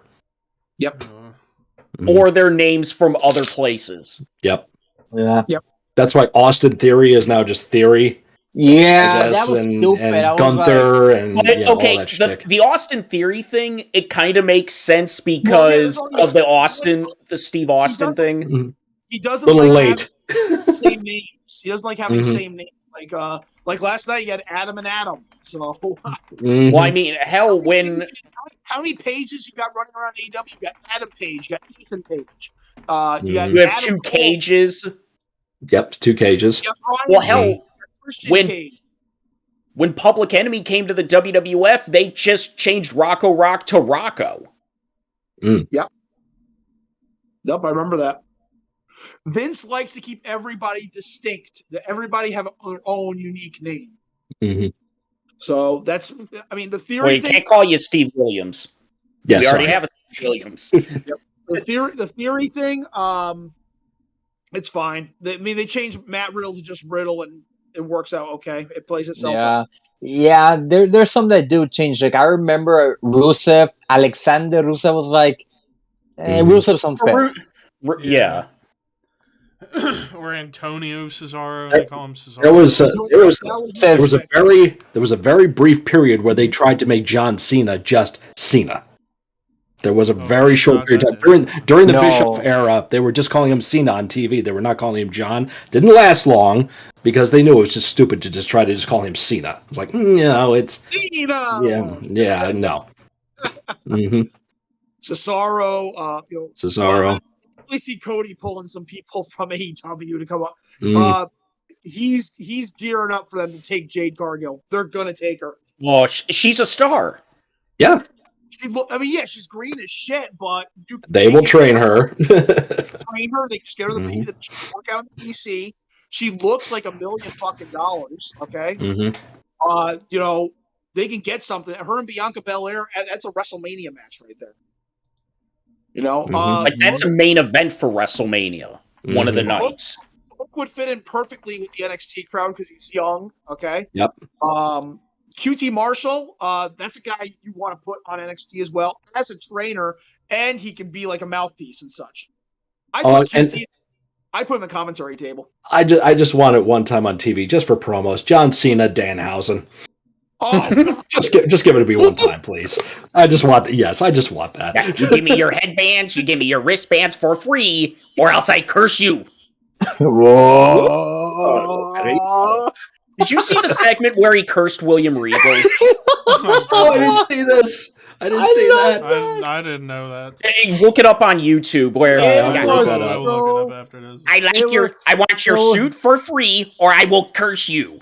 And then Regal sold it. Of course, people. Dude, you never saw him with you never saw him pucker on Era. Starting to cut out, Walter. Yeah, you're starting to cut out. It's like there's something blocking your mic. His phone kind of just goes in and out sometimes with the volume. Yeah. So it'll correct itself in a minute. That happened during Master of Metallum back on Sunday. Yeah, I saw that. Yeah. Which definitely, perhaps, maybe next week's episode, get Scott, Walter, and Ricky on to battle it out on that and see what the fuck. Hey man, if we could do it, I think it'd be fun. Yeah. Hell, I might even do that tomorrow night. Fuck it. I gotta defend my crown. Defend your crown. That's right. Ricky, did you end up winning? He did. By 4 points. By 4 points. That was a great game. That was a great game. And I know Walter had to kick out early because he's old and I'm old too, so I probably would have to kick out early. Yeah, I don't have the energy at you youthful boy. No, but I know. But if we do the Metallum game, like if I win, I'll win the crown, but I won't win the prize. I'll give it to to the next. place. Yeah. Yes. The honorable move. Because every Yeah, band yeah. is not going to be in the list. Mm. They're not going to be in the I mean- Metallum. Not in the Metallum, Scott. Pick another. I know. When you told me that, when the infamous thing that Kiss isn't on there, but Spinal Tap is. Wait a minute. Like, we have a problem. Something went wrong For with your the ass. race. Camelot, not similar to Blind Guardian. Yes, I don't understand Dude. that one. Walter, you were throwing balls there when Kamala was not fucking mentioned in your Oh in my your god, picks. that was so Basically, stupid. Walter went necrotic Nick a lot of times because there'd be times where Nick, whenever I would talk, Ow! like whenever we were going over Dying Fetus, and he's like, Broken Hope, not in the top 10. Fuck off. Mhm. Oh yeah, So, that was me. I got a question to ask. Yes, sir. What would Krusty the Clown say to John Cena in a promo? Oh no! I can't think of anything cooler. I can't think. Well, actually, you know what? You know what? I don't know. Before we end the show, time for a new weekly segment. Chris Barnes and Krusty the Clown commentate AEW. Because we did it last week, but we did was it off last the week. air, so everybody missed the So- comedy gold. All right. Okay, let's see what we got going on here. Oh my god, I can't believe I gotta work with this shit. What the hell is this stuff? Dude, you smell. Well, don't blame me. The city shut my water off, you son of a bitch. Boss is And what- watching. Let's go, Tony! Love it! How you doing? You got some Pineapple Express I can have, man? I hate that guy. Alright. Oh god, I can't believe this format. What the hell they talk about? What the hell is a midget? Ori What the hell is a Luchasaurus? I don't know what a Last midget is. The It says last midget. The last Luchasaurus I ever saw Is he was Rob interrupting Barrett. me? Stop interrupting me. I'm trying to read here. I can't. Yeah, midget. It says right here. What is midget? Oh, MJF. I'm sorry. I couldn't see the dots in the middle. What the hell? Damn it, clown. What's your fucking problem? You can't clearly see it says MJF. It's an acronym, you fat bastard. You smell. Oh, really? Well, you see that fucking mountain over there? It's gonna shoot hot bullshit at your stupid fucking hair. Tony's gonna come in I in have 5 the most- seconds. Oh, shit. Hey, Tony. Hey, thank you for the pineapple. Oh, that's good shit right there. One's a huge Oh, announcement. yes. Not the one from 2 weeks from now, but the one for next week. What's that announcement gonna be? Krusty, what's the announcement gonna be? There's supposed to be a debut of some kind. Somebody's coming in here. I don't know what the hell their name is. And I don't know who they are. And what the hell is a row? And then we have a quarterly special Row, next what? Saturday. Then another huge What announcement. the fuck is a row? What? I Huh? don't know what a row is. It's a what? ROH. ROH is. What the hell's an ROH? Is that a ring of Tony, work? Is that a Tony, clown? over here real Are quick. you trying to make me a clown? I'm a clown. I forgot I'm a clown. I hate this job. Guys, you just stepped on their champion. We were supposed to have him come sit at the table for your match, but I think Krusty stepped on him. Oh, my damn shoes. I'm so sorry about that. Oh, my God. That What was the fuck is disgusting. wrong with your feet? Last just time I killed saw you. feet that big, my dick got hard. You just killed Jonathan Gresham. You stepped on him. I think he's seen bigger things in his pants than the Ring of Honor champion. There He you go. got beat up by Sanjay Singh tonight. He got beat up by the guy who beat up Joe. Is that his Lights name? out. I don't even know what that guy's name was.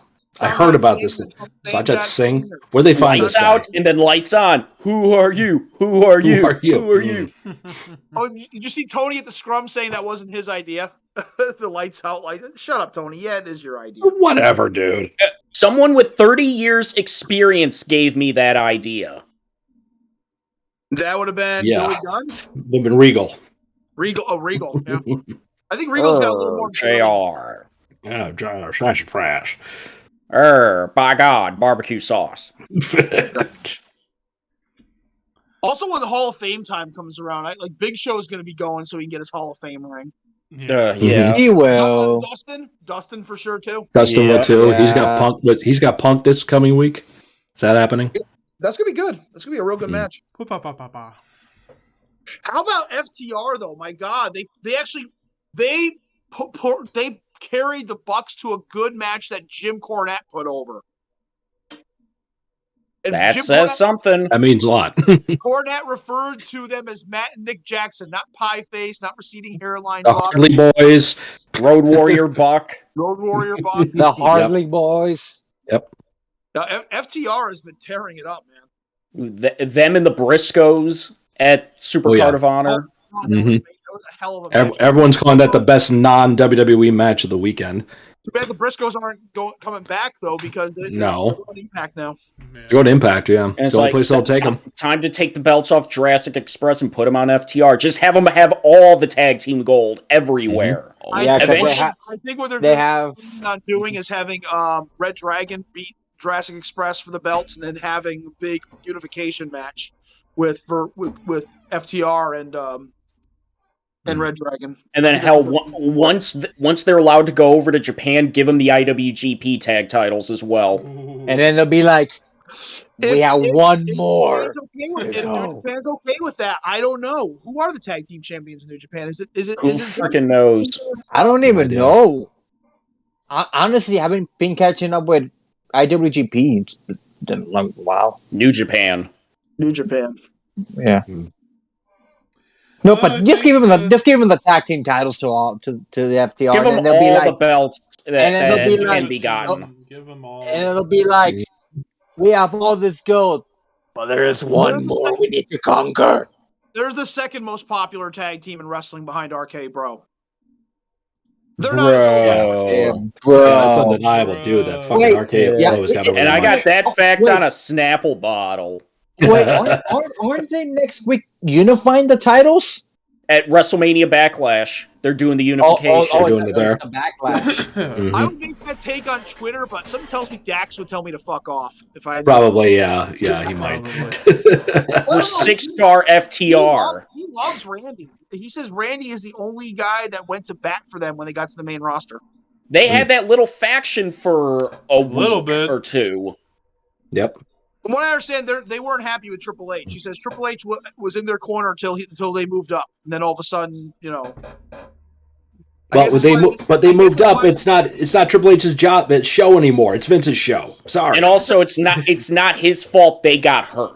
Yeah. Well, they also there was that incident with Sean at the retro. There Raw. was that. Yeah, with not just Shaw, but I think it was with Scott and all them too. Because FTR didn't join in with the parade there with wishing Triple H the best when he retired. Because I thought they would have, but no, they didn't. They didn't say anything about it. Yeah, that's just being bitter. Without Triple H, they wouldn't be a team. Nope. Yeah. Yeah, Triple H the one who put them together.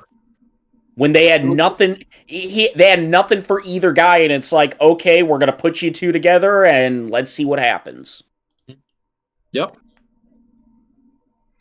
But on that note, I think that's they're Edge's boys. Edge, they're pals with Edge. Edge got him in. Yeah. Yeah.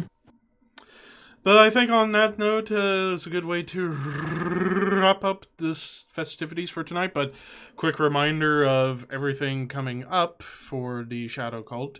So next week, we are reviewing Backlash 2000. And then the final week of the month, we're doing a retrospective of Edge's road to his first WWE title reign from the moment he returned the night after Mania 20 through his cash-in at New Year's Revolution 06. And then May 7th, it's the 2-year anniversary special where we're rebooking Heroes of Wrestling. And I'm already working on my card. One word only. Heroes of Wrestling. Mm-hmm. And it's like, you have to participate. We're gonna set rules for this because you have to use who was on the card. You can take anybody off you want. Yeah. But you have to use the people that were on the card. No taking from elsewhere. Use what you have. Mm-hmm. Yep. Just rebooking it, like you said. And you can't use any match that actually happened on the show. You have to make all new stuff. Yep. Which show was it? Rebooking Heroes of Wrestling. We're rebooking that. Yeah. And and it's gonna be a great episode. Can I just Chris get Barnes and to Krusty come the in? Clown commentating Heroes of Wrestling. Yes. Jake, killed that snake. I did that to a woman in Vegas back in 1956. Abdullah the Butcher. He don't look like no butcher. I'm more of a butcher. I butcher babies, for fuck's sake. Dude, I can't believe somebody's more drunk than Krusty. I'm not Oh my drunk, God, I'm just high come as a on. fucking Oh, kite. okay. Where's Pineapple Express? Oh, yes, thank you. Froststorm people are coming. Fuck them, I don't give a shit. I want out of this job anyways. I want to go back to promoting Volcano Insurance. I live here. But no, rebooking Heroes of Wrestling is going to be... That's gonna be it's fun. going to be tough, but it can be done. Yeah. It's going to be stupid funny. I'm just It's not going to imagining be perfect, By but stupid, stupid. it'll be I'm better just- than what actually happened. Yes. Maybe. I'm just imagining the amount of brain cells I'm gonna lose while doing this rebooking. Mm-hmm. Yeah. So anyway, the week Anyways, after and that... then the week after that's the opposite of the coin of what we did tonight. Top 10 worst John Cena matches. This list will be easier. Mm-hmm. And then the week after that, it's episode 100. More than likely going to be a Q&A, where we'll answer questions from you guys watching in the chat. And then the final week of May, we're doing WCW Slamboree 1994. Mhm. And then June, we got for the first week, ECW One Night Stand 2006.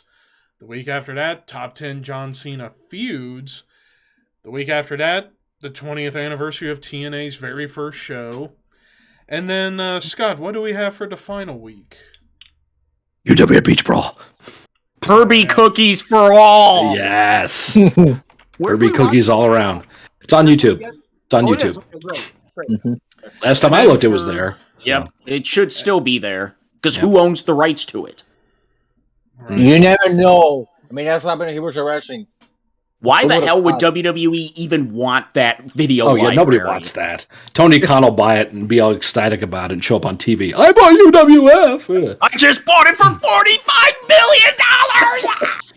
I'm smart businessman. More like Daddy, you bought it tell me now. more like you bought it for 45, so fuck you. 45 cents. 45 cents, yeah. And that's 44 cents too much. Yes. No. I'll pay 45 pesos. That's like 4 cents in America. If we put all our money together, we could buy the UWF library from Herb Abrams. There you go. And then You I guys only have- you I only guys have hear about, $3. Did you guys hear about WWE having a potential interest in working with Game Changer? I did. I saw something about that. Really? Yeah, Lauderdale said that he had there was pictures of him and Stephanie at WrestleMania weekend, and I guess they had meetings. There's a talk of working together. Who's their world champion? John Moxley. Well, wouldn't that be something? That'd be interesting. John, guess what? You're kind of working with Vince again. John's contract expires after next month, so They'll probably roll over. They'll probably roll it over for 1 year. yeah. Yeah.